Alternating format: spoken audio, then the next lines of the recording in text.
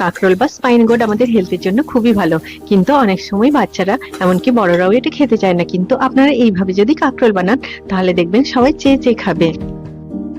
Hello friends, আমি সুমির রান্নাঘরে আপনাদের সবাইকে স্বাগত জানাচ্ছি। এবারে কাঁকরোলের ডাঁটির দিকটা আর সামনের দিকটা কেটে বাদ দিয়ে দিলাম। কাঁকরোলের গায়ে যে কাঁটার মতো অংশগুলো থাকে সেগুলোকে আপনারা একটা ছুরি দিয়ে এইভাবে স্ক্রেপ করে নেবেন। পিলার দিয়ে কিন্তু এর খোসাগুলো ছাড়াবেন না, খালি ছুরি দিয়ে এরকম ভাবে অল্প অল্প স্ক্রেপ করে দেবেন। সব উপকরণগুলো খুব ভালোভাবে মিশিয়ে নিয়ে গ্যাসের ফ্লেমটা অফ করে এটাকে আমি একটা প্লেটের মধ্যে ঢেলে নিলাম। জিরেগুলো যখন শব্দ করে ফাটতে শুরু করলো তখন এর মধ্যে দিয়ে দিলাম 15 থেকে 20টা কারি পাতা। দেখতে যতটা সুন্দর হয়েছে খেতে তার থেকেও বেশি সুন্দর হয়। আপনারা নিশ্চয়ই বাড়িতে এইভাবে একবার কাঁকরোল বানিয়ে দেখুন, বাড়ির ছোট বড় সবাই দেখবেন চেয়ে চেয়ে খাবে।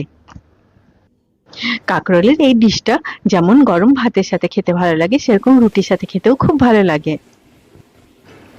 সবাই খুব ভালো থাকবেন। আবার আপনাদের সাথে আমার দেখা হবে আমার নেক্সট ভিডিওতে।